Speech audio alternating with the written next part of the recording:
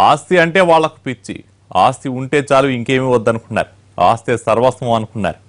ఓటాల కోట్లాలలో సొంత వాళ్ళ ప్రాణాలు తీసుకున్నారు.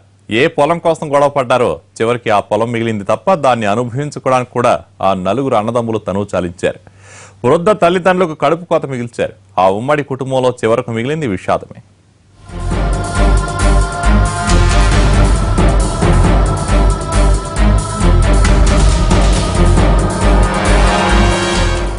నలుగురు కొడుకులు, 2 కూతుళ్లు, మొత్తం 6 సంతానం. వీళ్లను కన్న తల్లిదండ్రులు ఎంతో అదృష్టవంతులని అంతా అనుకున్నారు.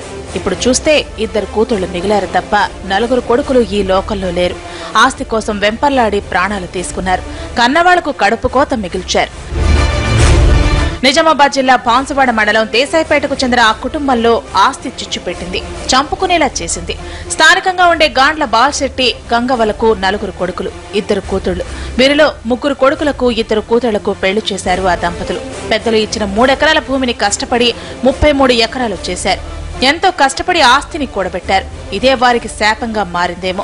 33 ఎకరాల భూమి ఒక్క కొడుకును బతకనీయకుండా చేసింది. అన్నదమ్ముల మధ్య ప్రశాంతత లేకుండా చేసింది ఆ భూమి.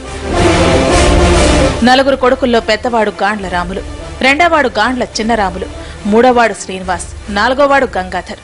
అన్యోన్యంగా ఉండాల్సిన అన్నదమ్ములు ఆస్తి కోసం కొట్టుకున్నారు. ఏమాత్రం ప్రశాంతత లేకుండా జీవించారు. చిన్నతనంలో కలిసిమెలిసి ఉన్న అన్నదమ్ములు పెళ్లిళ్లు కాగానే ఆస్తి విషయంలో గొడవపడ్డారు. చిన్న చిన్న తగాదాలు చినికి చినికి గాలివానగా మారాయి.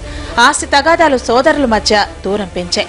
33 ఎకరాల పొలం పంచుకుంటే ఒక్కొక్కరికి 8 ఎకరాల పైనే వచ్చేది. కానీ అలా చేయలేదు. ఎక్కువ తక్కువ అని గొడవపడ్డారు. పెద్ద సోదరుడు రాములు పెళ్లైన తర్వాత నుంచి ఆ ఇంట్లో రోజు ఆస్తి గొడవలే కొన్నేళ్ల పాటు సాగాయి. 15 ఏళ్ల క్రితం రాములు దంపతులు ఆత్మహత్య చేసుకున్నారు. వీరి బలవన్మరణానికి ఆస్తి తగాదాలే ప్రధాన కారణమన్న చర్చ అప్పట్లో జరిగింది. వీళ్లు చనిపోయిన 12 ఏళ్లకు చివరి సోదరుడు గంగాధర్ అనుమానాస్పద స్థితిలో చనిపోయాడు. గంగాధర్ కూడా ఆస్తి తగాదాలతో ఆత్మహత్య చేసుకున్నాడని ఊరంతా అనుకుంటున్నారు.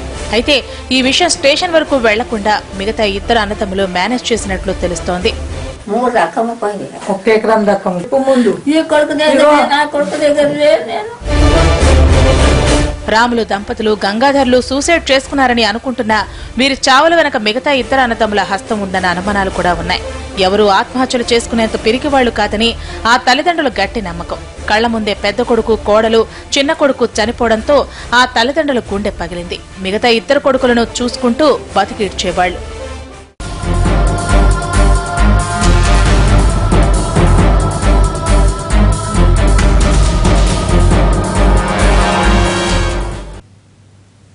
ఇద్దరు సోదరులు చనిపోయినా ఆ ఇంట్లో ఆస్తి కోసం గొడవలు తగ్గలేదు. చావులు అంతటితో ఆగలేదు. మిగిలిన 2 అన్నదమ్ముల ప్రాణాలు వదిలారు. వీరి చావులకు ఆస్తి తగాదాలే కారణమయ్యాయి. కొడుకులను దూరం చేసుకున్న తాము ఈ ఆస్తిని ఏం చేసుకోవాలని శోకంలో మునిగిపోయారు తల్లిదండ్రులు.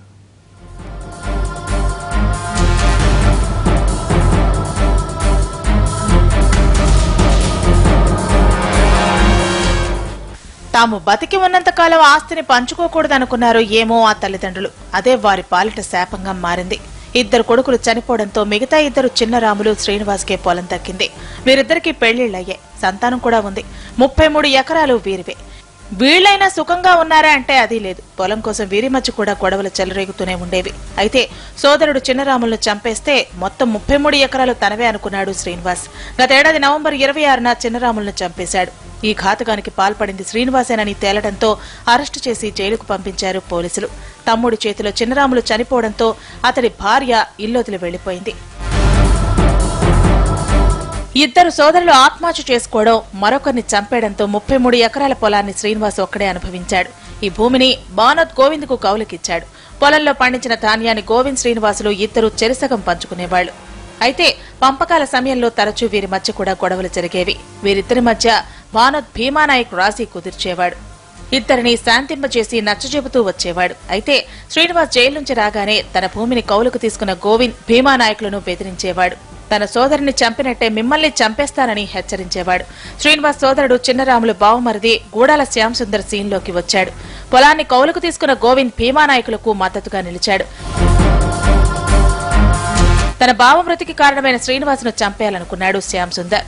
గోవింద్ భీమానాయకులతో కలిసి శ్రీనివాస్ మర్డర్కు స్కెచ్ చేశాడు. ₹1,00,000 ఒప్పందం కుదుర్చుకుని 50,000 ఇచ్చాడు. రంగంలోకి దిగిన భీమానాయక్ శ్రీనివాస్ కదలికలపై కన్నేశాడు. ఇక్కడే మరో విషయం తెలిసింది. గోవింద్ సోదరితో శ్రీనివాస్ కు సాన్నిహిత్యం ఉందన్న విషయం బయటపడింది. శ్రీనివాస్ రాకపోకలపై కన్నేసి ఉంచాలని అదే తండాకు చెందిన ఓ వ్యక్తిని ఇన్ఫార్మర్ గా పెట్టుకున్నారు.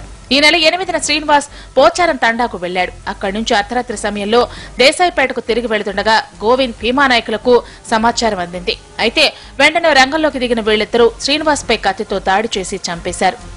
కొన్ని సందర్భాలలో వాళ్ళు అఘాయిత్యాలు చేసుకొని ఆత్మహత్యలు చేసుకొని ఈ రోజు కనీసం వాళ్ళు అనుభవించే పరిస్థితులు లేకపోగా వాళ్ళ భర్తలు కూడా వాళ్ళ పిల్లలు కూడా ఈ రోజు అనాథాలుగా పడిపోవాల్సిన పరిస్థితి వచ్చింది. కనీసం వాళ్ళ తల్లిదండ్రులు సంపాదించిన ఆస్తి ఇప్పుడు ఆ వృద్ధులు ఎవరైతున్నారో ఆ వృద్ధులు కూడా తినలేని పరిస్థితిలో ఈ రోజు మానవత్వం ఇలా మంటలించిపోతుంది. ఇప్పటికైనా కొంచెం స్పందించి అప్పటికే ఓ హత్య కేసులో జైలుకెళ్లొచ్చిన శ్రీనివాసును చంపడం స్థానికంగా సంచలనం సృష్టించింది. పోలీసులు తీగలాగితే డొంకంతా కదిలింది. శ్రీనివాస్ సోదరుడు చిన్నరాములు బావుమర్ది శ్యామ్ సుందర్ ప్రోత్సాహంతోనే ఈ హత్య చేశాడని విచారణలో తేలింది. 6గురిపై కేసు నమోదు చేసి అరెస్ట్ చేశారు పోలీసులు. ఈ చనిపోయిన గాండ్ల శ్రీనివాసు నవంబర్ 26, 2015లో సొంత అన్నను ఆస్తి తగాదాల నిమిత్తం హత్య చేయడం జరిగింది. ఇతను జైలుకు వెళ్లి బెయిల్ మీద వచ్చినాడు. ఆ తర్వాత అంతకుముందు ఈ పాలు విషయంలో గోవింద్ మరియు భీమానాయక్తో గొడవలు ఉండటం వల్ల ఈ గోవింద్ భీమానాయకుని ఈ గాండ్ల శ్రీనివాసు నేను చంపేస్తానని వేరే వాళ్ళతో అనటం వల్ల ఎలాగైనా ఈ శ్రీనివాసును చంపాలనే ఉద్దేశంతో ఈ భీమానాయక్ గోవింద్ ప్లాన్ చేయడం జరిగింది. శ్రీనివాస్ మరణంతో 4 సోదరులు చివరివాడు కూడా లేకుండా పోయాడు. ఏ ఆస్తి కోసం 4 సోదరులు తన్నుకున్నారో చివరికి ఆస్తి మిగిలింది తప్ప దాన్ని అనుభవించడానికి వాళ్లలో ఏ ఒక్కరూ లేకుండా పోయారు. ఆస్తి ఆస్తి అంటూ కొట్టుకు చచ్చిన సోదరులు చివరికి కన్నవాళ్లకు కడుపుకోత మిగిల్చిపోయారు. 3 ఎకరాలున్న పొలాన్ని రేయింబవళ్లు కష్టపడి 33 ఎకరాలు చేసిస్తే దాన్ని అనుభవించకుండా కొడుకులు ఇలా చనిపోవడం వృద్ధ దంపతులను తీవ్రంగా కలిచివేసింది. ఉన్న దాంట్లో సంతృప్తి చెందకుండా ఇంకా కావాలి అంటూ గొడవలు పడి ప్రాణాలు వదిలిన ఈ సోదరుల విషాద గాథ నిజామాబాద్ జిల్లాలో సంచలనంగా మారింది.